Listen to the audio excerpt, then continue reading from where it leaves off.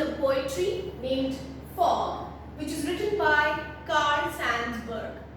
This poetry is included in the 10th CBSE syllabus and is from the literature book First Flight. Carl Sandburg is an American poet, writer, editor, journalist and a biographer. He was awarded for writing the biography of Abraham Lincoln. Now, this is one of the shortest poems that I have ever read. Here, the poet has beautifully compared fog with a cat. Let me read the lines. The fog comes on little cat feet. It sits looking over harbor and city on silent haunches and then moves on.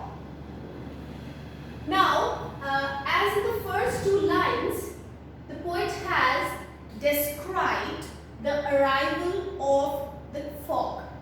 Now, coming to the title of the poem, Fog. What does fog mean? Fog means the water droplets which we find in a winter morning. Or sometimes when we get up in the morning, we find the atmosphere covered with fog.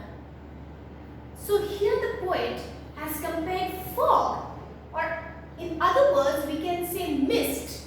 He has compared mist or fog with a cat. In the first two lines he is talking about the arrival of fog. Now how the fog comes? The fog comes on little cat feet. Now why a cat feet?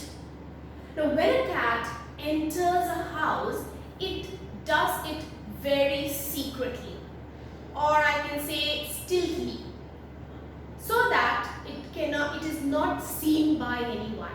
The same thing over here. The fog slowly and secretly comes to the city. Now in the next line he has said, it sits looking over harbor and city. The next two lines, what the fog does? The fog comes, it sits and it looks at the harbor and the city. Harbor means the port where the ships arrive and depart, and city, that symbolizes land.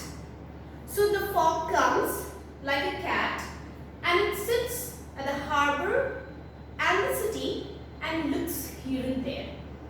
Same as a cat. When a cat enters a house, it sits and it looks here and thither. The same thing the fog does. Now how the fog sits? The fog sits on silent haunches. Silent haunches. Haunches means when we sit with our knees bent. So how the fog is coming and sitting? With its knees bent. And then moves on. And then the fog moves or goes away. So the first two lines, the poet is talking about the arrival of the fog. The next three lines he is talking about the action of the fog, and the last line he is talking about the departure of the fog. And the entire poem is about comparison. The poet has compared fog with a cat without using the words like and as. That means the entire poem is a metaphor. Now coming to this was the literary meaning of the poem. Coming to the critical appreciation of the poem. Now critical appreciation of the poem, I can say that fog can symbolize a lot of things in our life. The first thing is fog can symbolize life itself. The way problems come and go in our life, the same thing a fog does. It comes and then it goes. So what we need to do? We need to have confidence to face it. So the same thing. So here as a critical appreciation of the poem, I can say fog can also symbolize the problems in our life.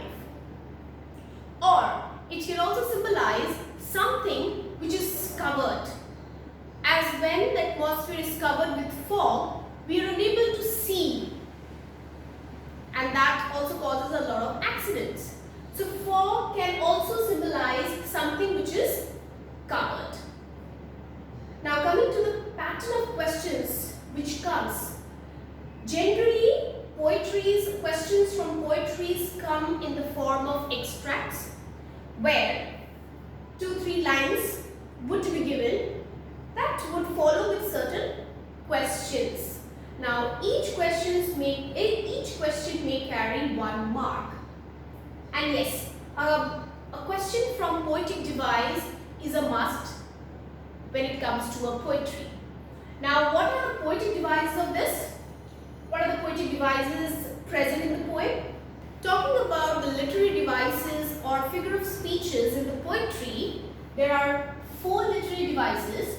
Now these literary devices or figure of speeches are used to beautify the poetries. The way we wear ornaments to enhance our appearance, the literary devices are used by the poets to enhance the beauty of their poetries. The first literary device is a metaphor. As discussed earlier, the entire poem is based on comparison. Here, the poet has compared fog with a cat without the use of words like and as. So, it's a metaphor. Coming to the next one, enjambment. Now, enjambment is a continuous series of lines without a punctuation mark. Now, if you go through the poetry, you would find that the first punctuation mark is on the second line, and then the third line continues without any punctuation mark, even the fourth line without any punctuation mark, the fifth also, and finally there is a full stop at the end that is on the sixth line. So it is a continuation of poetic lines without a punctuation mark. So it follows enjambment. The next is personification. Now this is quite interesting because here the poet has personified fog. The poet has personified fog as a cat. As he says that the fog comes, sits on silent haunches. Now these are the attributes of a living being which has been portrayed on the fog. So it follows personification. The poetry is on personification. The last one is a free verse. Now the poem, in the entire poem, there is no particular rhyming scheme. It does not follow any rhyming scheme. Hence, the poem is written on a free verse. So these are the poetic devices, and the pattern of question I have already discussed. So this is all about the poem fog. Hope you liked it. Bye-bye. Thanks for watching my video. If you like my video, then press the like button and share with your friends and family members. And don't forget to subscribe my channel by pressing the bell icon to get the latest updates.